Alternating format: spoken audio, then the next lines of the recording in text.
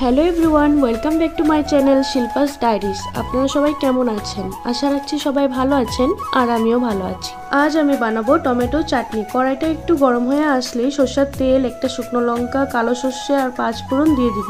এরপর আগে ধুয়ে রাখা টমেটোগুলোও দিয়ে দিব। দুটো কাঁচা লঙ্কা দিয়েছি যাতে ঝাল ঝাল মিষ্টি মিষ্টি হয় খেতে। হলুদ গুঁড়ো আর নুন দিয়ে টমেটোগুলো হালকা ভাজা ভাজা করে নিব।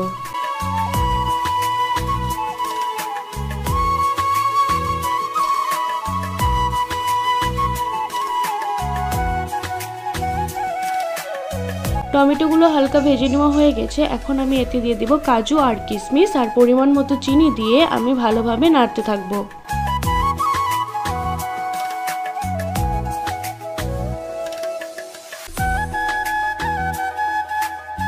টমেটোগুলো এইভাবেই নাড়াচাড়া করতে থাকবো যাতে তলে লেগে না যায়। আর আঠা আঠা ভাবটা চলে আসলেই রেডি টমেটোর চাটনি।